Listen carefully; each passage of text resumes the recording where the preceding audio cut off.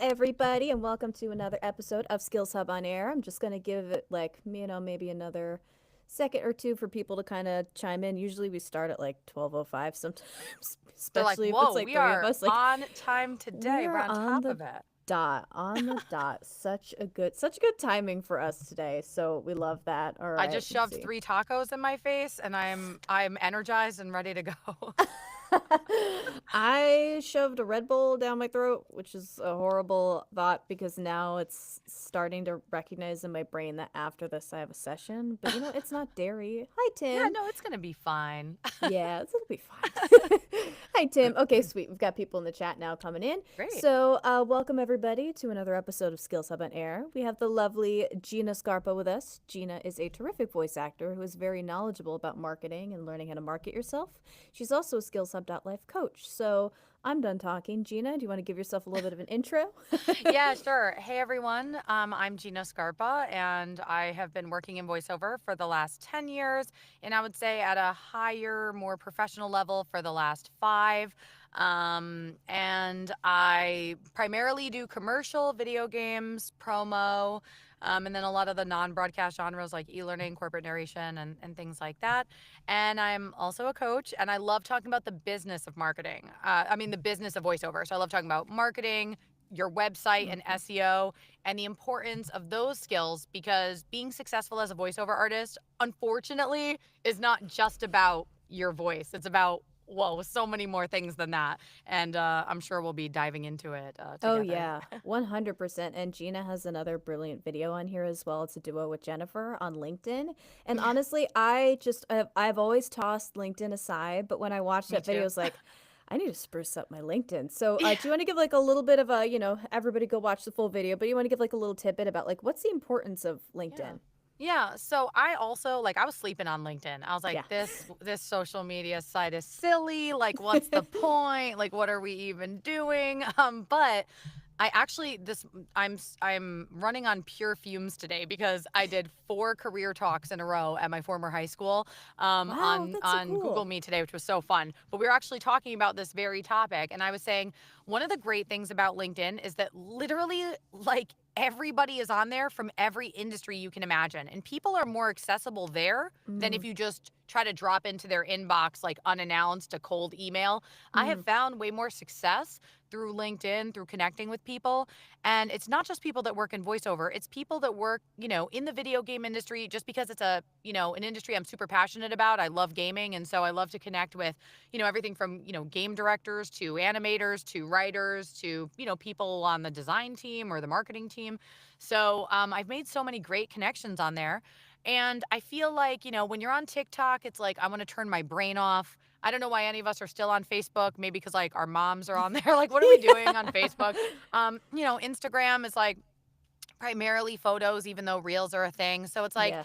we're kind of escaping when we're on those other social media platforms. So I'm not big on marketing on those. But the Mm. only reason to be on LinkedIn is to talk about the business and the things that you're doing, and to meet people that are also creatives or doing things that are adjacent to creative spaces. So I actually really like the platform because I feel like it's just most of it is no BS. And like I Yeah. said, people are really accessible on there, which is great.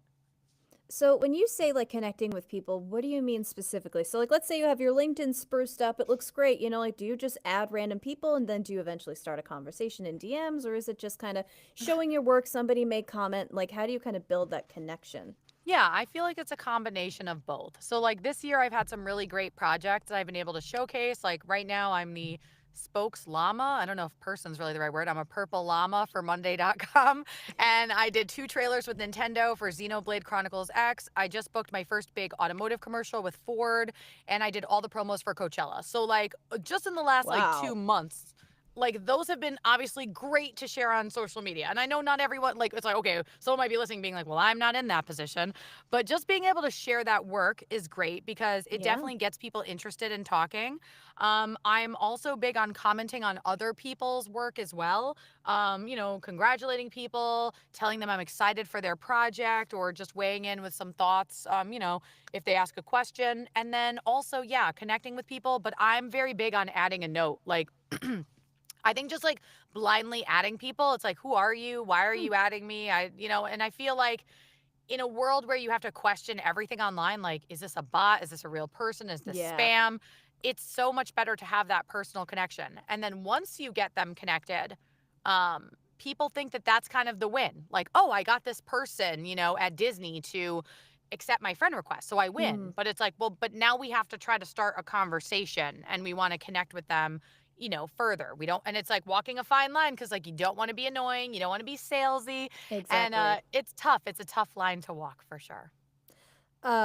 So what would your advice be for like some beginners, like for people that don't really have a lot of credits, Hmm. what advice would you give them to kind of like start marketing themselves? Like let's say they've got like, okay, I just got my demo, but I don't have like any projects under my belt yet. Yeah. That's a question that people ask me a lot when they're building their website as well. Mm, Like, what do I say? Like, I don't have, if you go on my site, it's like there's a lot of examples of my work. yeah. And when you're new, and when I was new, it feels, like what am I supposed to say? So one thing that I'm very big on is focusing on the value that you would provide to a client. Like, how fast can you deliver audio? And do you offer directed sessions? Mm. And how many rounds of pickups do you do? Oh. Like, how can you make someone's life easier? You don't need to have a giant resume. You got a demo that sounds good. You've done your coaching. You know how to act in a session, and things like that. Like, if you focus on the value that you can provide, and Jennifer talks about this a lot too, like being in service to the project, being in service to the Mm-hmm. client, you're there to help them bring their vision to life. So, how can you help make someone's day or their project easier? That is always going to get people's attention. And don't feel like you need to have, some big resume in Yeah. order to start marketing. Yeah, I think that's important too, especially, like when you get to a point like Gina and you have all these projects under your belt, you can showcase that and be like, "Hey, look at all these things I've been on." When you're starting out, it's okay to just be practical. Like, here's what I have to offer. Yeah. Nothing might be there yet, and it's honestly, I feel like it's kind of easier too, because Yeah. if you put things that are unnecessary, if you're just trying to spruce up little things in there that make it difficult to navigate and it doesn't showcase anything, then it's overwhelming and then it gets confusing. Yeah, you can So, absolutely keep it simple. I also think it's okay to be honest. Like, you might mhm. message someone on LinkedIn and say, hey, I'm just making my way into the world of voiceover and I'm trying to build community and meet people. And I just thought it would Yeah. be nice to connect. Like, that's being real. And Yeah. my problem with social media a lot of times is like everybody showboating and like fronting. It's like you're just acting like I can't stand when like that's probably too harsh. I'm sorry. It bothers me when people are like always taking like booth selfies and being like, "Oh, just finished my 18th session of the day." It's like but it's like the thing is, like I could do that too. And how do I know that that's true? Like when I post something, and I kind of have juggled like back and forth on how to be on social media because I've certainly listen. You could go back and look at my Instagram and be like, "Girl, you did it too, right?" Okay, but kind of it just never felt right to me. And it's like I'm only gonna post when I actually did something. When I can show that I did it. I don't need to Yes. like pretend Yes. like, oh my God, I'm just booked through 2026. It's like, okay, Yes. like whatever. So I think honestly, like I used to tell people, don't tell people you're new, blah, blah. But it's like, I feel like like being authentic is more important than ever. So and if you message me on LinkedIn today, right? Whoever's watching and listening, and you're like, hey Gina, I was just listening to on Skills Hub Live, like I'm just getting started and it would be really nice to connect. Like, what am I gonna be like? No, get out, noob. Like, who am I? Of course, it's like, good, welcome. Great, Yeah. congrats. What's that like? That's a conversation starter. Oh, what's Yeah. it been like? How's it going? So be real, be authentic, and just don't be afraid to, I know it's like so cheesy, but it's like literally just be yourself. Yes, exactly. Oh God, I could have a whole conversation with you on that I because could do it's this like, all day uh, about the things people post on social media because I have to like walk away sometimes. Like me I'm sometimes too. a little keyboard warrior. Like I see someone say something in a Facebook group and I'm like, actually, that's incorrect. And I'm like, you know what? It's not even worth it. They're not going to Yeah. listen to me anyway, and they've got their opinion. So I'm like, it's not worth my energy to engage. So, but yeah, there's a lot of things that people do on social media. Sometimes I'm just like, please stop. Yeah. Just be authentic. Just Yeah. be you, and A lot of people feel like they need to, the two things that if I could instill in people that you don't need to do is one, you don't need to agree with everyone else in order to get ahead in voiceover. Like you can mhm. have a different opinion. Like a good example is everyone is not on the same page about casting sites like Voices or Yeah. Voice 123. You don't have to agree with, or Hmm. maybe doing an AI project. You don't have to agree with everyone in order to be successful. Like that's not going to, change necessarily anything at all. And the second thing is you don't need to like kiss up to people either and just act like sometimes people act like everything someone says is like the Bible. Like someone says something like, when you're doing voiceover auditions, just be yourself. People are like, oh my God. Like as I was sitting at my computer, I just felt like mind blown by what you just said. It's like, please just be real, guys. You don't need to, like act like everyone is, up here on this pedestal or anything like Right. that. Like the more real you are, because that's what voiceover is. 95% of the time, maybe more, you're just being yourself. So why would you not do that online? It doesn't make any sense to be inauthentic online when voiceover is all about being authentic. Okay, Hmm. thank you for coming to my TED Talk. Zelda, don't get me all riled up. I I'm will right sweat in there here with and I you. will yell about it. I am right there with you in I this. get so frustrated. I'm There's like, some just be parts I'm real. like I'm holding myself back in Yeah, some yeah, I parts 'cause I'm know. I like, get like that on a daily basis. I have to like take a walk. yeah, it's funny too, because like, being in social media, you have to kind of be on social media to see what's Yeah, hot, to see what's going on. You got to be in the know, but for like, boy, sure. do I need to take a break sometimes. Yeah, and it's hard. It's like, what do you talk about? What do you not talk about? What's Yeah. too much? What's not enough? But I just find like the more real I am about things, the more responsive people are. Mm, Like I talk about everything from, the projects I booked to my autoimmune disease to celebrating, a kid that I booked on a project, like all kinds of things. And hmm. I feel like people, appreciate that I hope that I just try to keep it real. I don't know. But there's a lot of inauthenticity and it drives me crazy. Speaking of like authenticity and being yourself, like when it comes to branding like yourself and your Hmm. website, in terms of at least also like the visual aesthetics too, this is just something that I'm curious about. Like some people are, they have websites that are very like look very practical business. Like For let's sure. say you're somebody that like usually books like medical narration Hmm. and stuff like that. Like it's a very business professional front. Yeah. Like it looks like you book a lot of like Like you book medical medical narration. narration, Yeah, promo, yeah. radio. Yeah. You're looking Like professional. and for, some other actors that are primarily in like dubbing and anime, it's very cutesy kawaii. For Like, sure. do you think that, I mean, I feel like for them, once you find your way, it helps. Hmm. Like, like if you're starting out, you kind of float. I feel like everybody kind of has their little niche. We're like, okay, well, I usually kind of book here a lot. Hmm. I feel like that helps once you find it. What Hmm. would your advice be for those that don't really have it yet? Is it like, does the visual aesthetic even matter? That's a great question. I'm so glad you asked that because actually I'm coaching someone now working with them and they're doing a website rebrand. And this is the kind of question Oh. that we were talking about. So he Mm-hmm. had two choices. Choice A, very professional, very crisp, very clean. You wouldn't Mm. argue. Like you would look at it and be like, oh, this guy clearly knows what he's doing.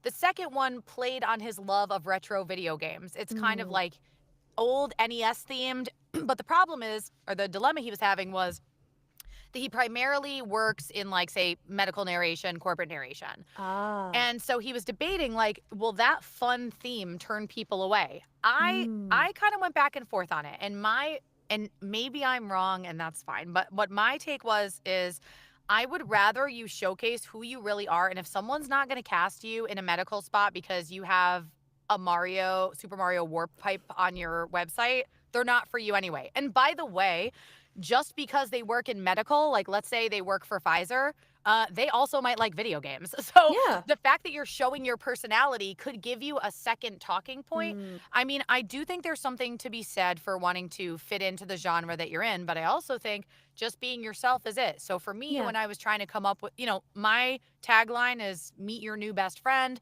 My colors are like, bright and fun and I think warm. And so people tend to see me as being this very, upbeat person and maybe not doing like warm gravitas, like slower things. But it's like I can do that and I do book that sometimes. Mm. But I'm just showing like this is who I am. Purple's my favorite color. I try to be super positive. When I asked everybody online like to describe me when I was trying to work through my branding, everyone was like, you just make people feel comfortable right off the bat like a friend. And that to me was like, that's it. Mm. It's not just that when you hear me, it's friendly. It's like working with me feels like a friend. I have your back. I'm going to make sure you look good, in front of your clients. I'm going to be easy to work with. And so that kind of shaped the branding for me. And so I think that, focusing more on who you are as a person and getting a sense of that on your website over like public perception and wanting to Yeah. like fit in the box might be helpful. Yeah, 100%. I'm just going to pop a question here. Oh my God, There we go. yay. Gina, what's been your favorite part about April of 2025? Oh my goodness. Wait, that's a good question. I'm like looking back through my projects as well. Oh, well, okay. I wish I could say the full answer cannot be said because of Mhm. NDA, which is so annoying. Yeah. I hate when people say that. I'm like, BS, you're capping. No, but I swear to you, give me like 2 weeks, Tim, and I'm going to say something that's like literally a dream come true of mine. I got to voice with a company and a brand that like I absolutely love, and Oh my God. I have been dreaming of, especially for the last 5 years. But that was definitely my favorite part of the month. I just recorded it last week, and so I think it should be out in about 2 weeks. It's kind of moving quickly, but I'm very, very excited about it. So that was my favorite part. And sorry to be annoying and say I can't say more, but Lord knows I'm not breaking that NDA. No. No. But no, it's very, very exciting. Yeah, April was a pretty good month. March actually ended up being a lot better for me. Ooh. In March, I recorded like projects with the Kansas City Royals. I did the Monday.com stuff. I did the Xenoblade trailer. I recorded some commercials with Exxon. I did, oh my gosh, like I feel like every project in March ended up being kind of a big brand. And I was like, wow, what's happening? Because a few Wow. years ago, like I was booking work regularly, but it wasn't like every other project was like a household brand name, you know? So Yeah. it's been really this year's off to like a really great start, thankfully. Yay. Now, for like you have an agent, right? Many, Yeah. yeah. Yeah. So for your work, do you get on your own because of your marketing skills? Do you take it yourself? Do you funnel it to your agent? So I have multiple ways of getting work, and I feel like when you're getting started in voiceover, it's my opinion, but this is my opinion. Getting started in voiceover, you know the Real Housewives meme? That's me. Yes. I feel like that's my opinion. Having a pie chart that's fairly Ooh. equally distributed between how Mm. you're getting your opportunities is going to be the way to build a sustainable career, maybe Ooh. more quickly and more Ooh. consistently. So for me, the ways I get my jobs are my agents and Mhm. then my managers. So I have agents in New York, LA, and then Minneapolis. I'm not one for like a million regionals. I Mm. used to try to get a bunch, but I felt like with the pandemic, like because the doors of voiceover opened up so wide, like a lot of people have the same opportunities. And I don't Mhm. want to play games like who's my favorite, who sent it first. Like to me, I was like, I'd rather just take a small team of people that are like That's really in smart. my corner than Yeah. having 55 people around me, like sending the same audition for like Yo Play Yogurt. Like for me, it was too stressful. And so I actually left respectfully, a lot of my regionals rosters. So Yeah. I have my agents and then my management, and then the casting sites, and then direct marketing, and then internal rosters, because many companies have rosters of their own that they keep, and they either just give you jobs outright or send it to a Oh. small group of people. And then finally, direct in my inbox from my SEO efforts. So it's like 5 different ways, basically, that's kind of Wow. split. And that way, no one has the power to dismantle my business. I don't want my agents or my management to drop me. I don't think that they would. But if they did, that would, of course it would hurt. I don't, if the casting sites go under, if, a roster changes, like no one can dismantle me. And that's super important to me. Mhm. So I am, independent in some ways and rely on others in other ways.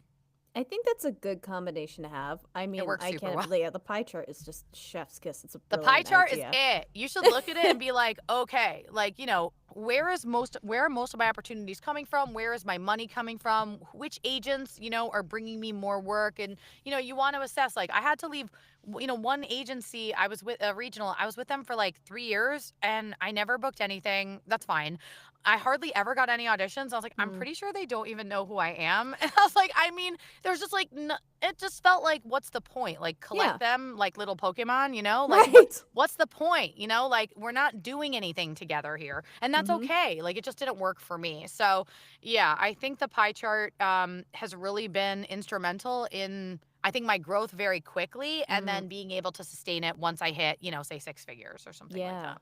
Yeah, you do not have to catch them all, and that is I do not have okay. to. No, you don't. And I was so Yeah. shocked when people were like, I have 20 agents. I'm like, what? Like, I I mean, some people though would really say that that's the way, and that's totally understandable and fine. Some people only want to work through their agents, and I get that and I respect that. For me, I like to have this combination where it's like I am independent in some ways, and my agents and managers are my partners and kind of help me elevate things to a higher level. They are great at giving advice so often, and I'm very appreciative of them as well. But mhm. for me, I felt like, again, I'd rather roll with a small team that I feel like really has my back than being like, do you even know my name? It's Like, if you heard my 100% voice in more the wild, effective. would you know it was me?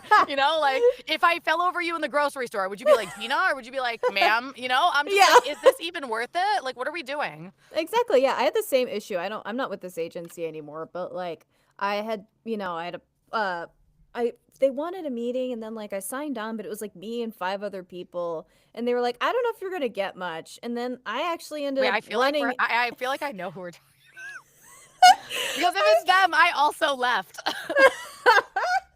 We'll talk off the air. This will be we'll skills talk talk off on air. Skills Hub off air. We will Yeah, it was like a group meeting, and they were like, "You're really not gonna get many auditions?" I was like, "Why am I here? What is Yeah, this?" and they sent me one, but it was like a male in 30's male You were for like, on "Why?" camera. I was like, "What?"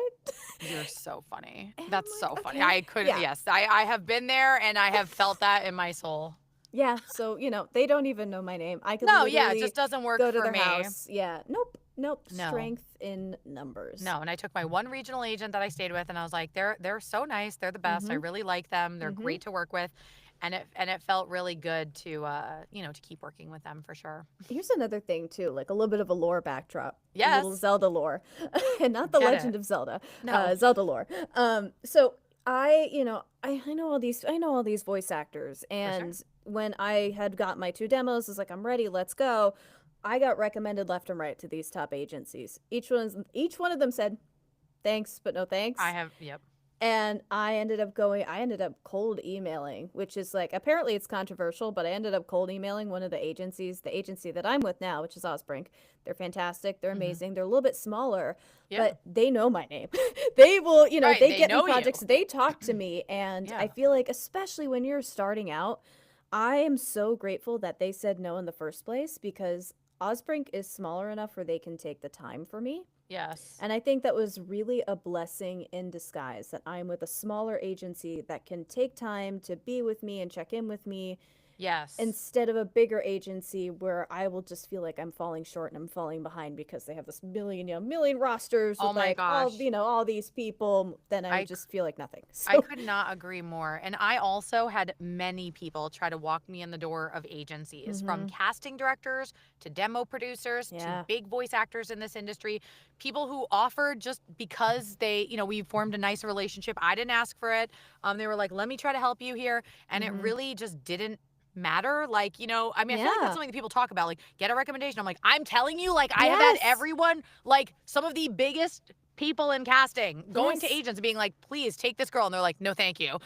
So, that was really hard because I feel like the narrative online was like, hey, if you get recommended by this person or that person, you Right. could get in. It was like, no, that's not the case. And my New York agent is, I would say on the smaller side, but I really like them. They're so nice. And actually, like twice in the last week, they were like, Gina, we have this, request for you personally from this casting agent. And it's like, I feel like they're actually like one of the casting directors I had never heard of. So I was like, so either she's heard my auditions in the past and was like, Mhm. oh, let me hear Gina, or the agency pitched me to her, and then she was like, yeah, let's hear her. So either way, I'm very thankful. I feel like everything worked out the way it was supposed to. And even when I was Mhm. first applying to ACM, somebody told me someone in voiceover that was mentoring me was like, "You're not ready," and I was like, "Yes, I am." And she was like, "No," and I was like, "I am," and I was like, "What do you mean I'm not ready?" But you know what? I wasn't, and I joined ACM at exactly the right time. So Mm. everything kind of happens, the way it's supposed to. You'll end up with the right agents, and you'll just, I know it's like hard to imagine when you're kind of getting going, but it's like, like it's so cheesy, but it's like you'll know it when you feel it. Like when you feel it, you'll be like, this is where I'm supposed to be. This is the team that I'm supposed to be working with. And it kind of took me a while to get to that place, but we got there. We got there. Oh, thank you, Betty. Oh, Betty, thank you. That's so nice. Oh my gosh, thanks. Hi, Kevin. Hey, hey everyone. He says, watching y'all on from my flight home. Oh, Nice. great. Nice. Wow, I do an in-flight commercial on American Airlines. So if you're ever flying American Airlines, maybe you'll hear me for Citi MasterCard. And Oh, everyone that's keeps so telling me funny. they heard it, and I'm like, where? I want to see it, but I don't go on planes, so I'll never. I'll die before I see it. Actually. That's so funny because that's like that's like my best friend Kevin, and he's an American Airlines. Like he works for What? Oh American. my God, That's Kevin! so If you see funny. it, let me know. It's for Citi Mastercard. I think it's like about golfing. Really? Okay, I'm going on American. I think at Yo, the next end of time. this month. Someone just So said they heard it the other day, so maybe you'll hear it. That's so I'm gonna funny. keep an ear out for you. Yeah. We have a few minutes left, but I kind of want to end it with the beginning. So, you're obviously very knowledgeable and savvy in all these things, SEO, marketing. How did you kind of find your way? Like, How did this happen? Well, this is so funny because talking to my high school, my former high school, at my former high school today, I was saying, like, listen, I wasn't the best student in high school. I spent most of high school hiding in bathrooms trying not to go to class because I was so, like, stressed or anxious or just avoidant. I don't know. I just didn't want to be in class. And so my grades for sure reflected that. But I actually went back to school in my 30s. Well, I mean, I finished high school. I tried to go to college in my early 20s. I was like, nah, not for me. Um, I was a young mom as well. I had my son right out of high school. So I went to college in my 30s and got my degree in marketing. And at the time, I was working for a family business. So when I graduated, like, don't get me wrong, I was happy. I graduated with honors. My degree was in marketing. I specialized. My focus was like SEO and some social media marketing.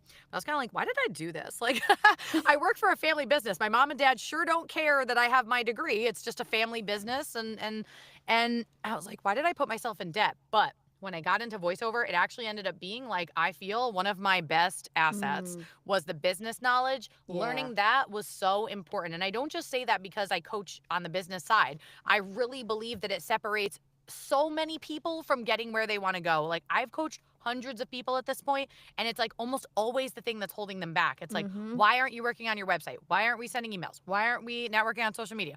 Why aren't we, taking classes and meeting new people, like, casting directors or agents? Like, what are we doing? If it could just be about your voice and your auditions, that would be great, but there's a lot more that goes into it. So Yeah. I feel like it was, going back to school and getting my degree. I did spend some time working in corporate offices and hating every minute of it. As an SEO specialist, as a marketing specialist, as a content writer. And those things really helped me. And so now what I really try to do is just make that accessible to people without you having to go back to school, without you having to take a 9 to 5. Like, let's just learn it practically as it relates to voiceover, because it's not as daunting as it seems. And it is honestly a lot of times the difference maker. And I will die on that hill with a little sign on my chest that says, your business sense was the difference maker. Put it on my tombstone. Yeah, I'll be right there. I'll have another tombstone. Yeah, I feel like with marketing, I am so grateful that I kind of found this path. I mean, social media just got thrown at me when I was like 16. They're like, here you go. You're the youngest one in the kitchen. Phone. Do it. Exactly. And I said to learn on the fly, and they learned a lot of things on the fly. But like, there are so many people that don't know how to market in this industry at all levels. And I feel like you are your number one advocate. Even if there was a world where it's like, okay, it's just your voice that matters, you need to be the one that is advocating for yourself, making sure, like your contracts are read, making sure that, tracking where you are getting your clients from, going out there, doing it yourself. Yeah, you need to be your number one advocate. That's a really good point. And Mel Robbins, who is a speaker and author, and if you like Mel Robbins, I do. She wrote the book, The Let Them Theory, and many others, like 5 second, whatever it is, rule. Or I don't think it's called 5 second rule. I think I just made that up. But it's like count backwards 5, 4, 3, 2, 1 when you're going to make a decision. Anyway, Mel has like a very famous kind of quote from maybe one of her podcasts. It was like a viral sound on TikTok. And basically it was like, nobody's coming. Nobody's going to do it for you. Nobody's going to hold your hand. You got to do it. And so one of the things I talk quite a bit about, I talk about it to teens and I talk to voice actors, I talk to people in business, is about resilience and Mm-hmm. about pushing yourself further because nobody else is going to do it, including your agents and your managers or nothing. You're only going to get out what you put in. And when you struggle with motivation and or maybe you struggle with working from home because it's easy to get distracted, like Yeah. nobody's there to look at you and be like, excuse me, like we haven't done any auditions today, right? Like that can be a real struggle, but you got to show up for yourself. And Mm-hmm. so the marketing and the business side is so important so that you can take care of you. Because I think a lot of times people think that an agent is just going to pop up like the claw in Toy Story. It's Right. like always the reference that I give where it like Yeah. comes down, picks up, and you're like, the claw. And you're just like going up like, bye. But it's like, they're not, like, yeah, it's great to be picked and to be on the Yeah. roster. But it's like, that's only one piece of this industry. And you got to Yes. show up for you, period, end of story. Yes. So many people think that it's just agency and then I'm done. And then you're free. Yeah, I Yeah. thought so too. Listen, I thought so So did too. I. I remember I booked one of the first big brands I booked was with Google. And Mm-hmm. when I booked it, like naively, I was like, that is it? Like, oh my God, agents, that's so embarrassing. I'm like, agents are gonna hear this and be like, who is she? Like, what? Oh my God. I was like, and then then I'll have an agent, so I won't, they're just gonna bring me work. Like, who did guys, I don't know who I thought I was, but regardless, that's what I thought. Well, We guess all have what? They that ended time. up We all have that moment. recasting me. So I didn't even get to voice the project. And then I cried in my bed. No. And I was like, I've made a Oh. mistake. I'm like, oh my God. Like, I just had this very, naive view of what voiceover was Mm. gonna be. And it has Yeah. kicked my butt like up and down this booth. But I feel like, again, that resilience, that hustle, that drive. I Mm-hmm. was telling the teens today at my old high school, I said, I love to be underestimated. I actually love when people say no to me. Maybe I'm crazy and maybe I need therapy. We can talk about that in a different skills hub. But I actually really like when an agent or manager, in some ways, I like it, that they say no to me because it pushes me to be like, okay, Mm. I'll be back in 3 to 6 months and I'm going to show you the growth that you didn't think I had in me. And honestly, like my agents and managers, I want to know every one of them has rejected me before they took me. And, I've booked projects with clients that I've auditioned for years for where they've said no. And finally, the right thing came along. So, again, you just got to show up for you and be able to push through those hard Mm-hmm. times because Mm-hmm. I'm telling you, it's just these little things we're talking or not little slash big things, but these other things that are not about your voice, not about your acting. Yeah. These are the difference makers, and I 100%. can't stress it enough. Helping yourself also helps the people that help you. Like I got a visual reel and I updated headshots for like mocap and or whatever they need my Nice. headshot for, and I sent it to my agent. So like, this is great, thank you so much. Like it helps you, but it also helps the people helping you. So like when you put in the Absolutely. work, the agents know it's like, okay, Zelda's updating her visual reel, she's getting this and this done. Okay, she's working on it. And also, if you're stuck in like a little bit of a rut, if you're thinking like, "Oh, I don't know, I think something's wrong," and you have an agent, call them up. Say, hey, Yes, I'd reach love to out. have a talk with you. I think, I don't know what's going on, but I haven't heard about things. And, that's a whole other thing That's a about, whole other thing, but there's a I like what multitude of you're reasons saying. that, You yeah. gotta advocate for yourself too. Like, one thing I do that's kind of, I guess, niche and different is I do like quite a bit of sports announcer kind of Mm. projects. And so I made a sports announcer demo. I pulled something off of my Ooh. commercial demo, Mm. my promo demo, and then projects that I really did, put together a sports announcer demo, sent it to my agent and my manager and said, hey, as March Madness is coming around, as major sporting events are coming up, like I want to be like in the room where it happens, in the words of Yeah. Hamilton. Like get me in front of people. And honestly, especially over the last year, I have done so many sports announcer projects just because I was advocating for myself to my agents and managers, emailing major league sport, WNBA teams, MLB teams, like just saying like, hey, this is my demo. If you need a female voice on something, I'd love to do it. And it's been like one thing after another. But if I didn't take that initiative, like no Yeah. one was going to be like, hey, do you do a sports announcer voice? Like, no, Right. it's just something that Right. I just do and kind of came up. So you also like advocating for yourself can be insanely helpful. And like Zelda's Mm-hmm. saying, you know, refreshing your demos, having new headshots, updating your Yep. website, like you are helping other people help you get where you're trying to go when you Mm-hmm. put in that investment into yourself as well. Yep, and they love people that know how to help themselves and are working on it because like agents or agents, managers, they are working for people all the time. If they notice that, like, okay, Gina's really putting in the effort, Gina's doing this, this, and this, they Heck yeah. love it. They They absolutely love it. love a good hustler Yes. because what they don't want are people, I mean, what I think many of them don't want, are someone who's just relying on them for everything and they're not Yeah. willing to put in the work. Like I have, agents or managers have said to me before, like, I love that drive that you have. Like, Mm-hmm. I'm like doing it, okay? And I'm like, let's come into this picture and let's work together on it. Not like they're up here or I'm up here. It's like we're together. And I feel like, they really do appreciate when you're putting in that effort into yourself. They're like, wow, that gives them, I think, a lot of respect for you Yeah. and shows that you're always trying to grow and change, which is really important. Now, I have a final question. Okay. So you said you submit things to your agent and your manager. What does your manager do that your agent, like, what are the differences in how they help you further your career? That's a great question. So, I mean, the biggest difference is that with not that I can't talk to my agents at any time. I'm Mm. sure I could, but my managers are like always there. Like their Mm. Calendly is open for me constantly. I could talk to them, regularly on a weekly basis if I want to. I'm not going to bother them that much, but that part is really nice. So I can run things by them. Mm. We can get on a call together and say like, okay, like how's everything been sounding? What's new? Like your agents a lot of time they're not going to get on a call with you and you're like, how's my auditions? Because if they do that for Right. you, they got to do it for everybody. Right. So a management company tends to have a much smaller roster where they can Mm. give you that one-on-one attention.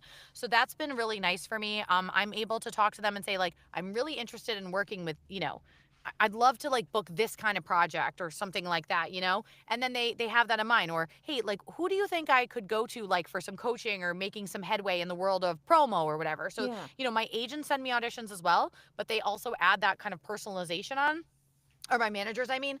And so that's been the biggest difference. But both are super valuable. Both are great for some people. They don't necessarily want to go the route of management, but Mm. I'm really glad that I did. Yeah. Yeah. See, there are so many things that I think that we've learned. There's so many things that people don't tell you about voiceover, and I think that's the whole point of Oh, Skills Hub is one, you don't have to do it alone. Like no. it's sometimes it's hard, being accountable, doing your own things. Like how many auditions did you get today? Where are you? What are you doing? That's why we have workout Mhm. rooms. Sometimes they're coach led, like coaches like Gina may pop in Oh, and then yeah. you got a chance to talk to her, work with her in some aspect. Or, members are hosting workout rooms like accountability buddies. If you want to practice, if you want to do script reading and you can make your own improv, whatever you want to do, it gives you the chance to do that. And then we have a forum and chat where you can ask questions. Fellow members might chime in, coaches might chime in. So, there is so much. There is so much to put together There's so into much on what SkillsHub. I'm voiceover not just is. Yes. I genuinely, like, I tell people, like, I'm not just saying this. Like, I use SkillsHub to get a Mm-hmm. coach when I have an important audition. Yeah. There's some coaches on there that I'm like, I need help, please. Yeah. Like Jennifer even I got a coaches. really big video game audition. I was like, Hari Lee, please help me. Yeah. Or Joe, like an animation audition. I was like, Joe Achman, please. Like, I can't do this. Like, so it's like, I mean, it's like, even when you're working at a high level, like, Yeah. you still want that help. And I feel like community is so important. Mm-hmm. Accountability is important. Like on the one hand, in voiceover, it's like we want two hands. On this hand, it's like run your business how you want to run it. That's the Yep. beauty of it. Do it how you want that feels good to you. And on the other hand, you build community and you have this, people around you that understand what this journey is like. And you have people that are guiding you and helping you along the way or just supporting you. And those two things together, I think, can really make a beautiful combo. 100%. Thank you Yeah. so much, Gina, for joining us on Wow, here. this Went was a little so over, fun. but And like time flew by. I'm like, wow, we're done. right, I know, right? So where can people find you besides Skills Hub? Besides SkillsHub, yeah, you can. My website is literally just my name. It's ginascarpa.com, and there's like a page where you can like reach out to me. Definitely connect with me on LinkedIn. I'm gonna plug LinkedIn. I mean, you could like try. Like, I'm not like a big Facebook person, but like Mhm. Instagram, TikTok as well. I have those as well, but I'm really big on LinkedIn, and I try to be super accessible and Mhm. and helpful to everyone. So if we're not connected, like please feel free. And I really appreciate anybody tuning in live or watching it Yeah. back. Awesome. Thank you, everybody. Thanks, So everyone. Bye. be fantastic, Gina. Oh, thank you. Oh my gosh, so nice, Ty. Thanks. Thank you, Wow. everybody, and we will see you next week for next week's Skills Hub on Thank Air. you. Bye.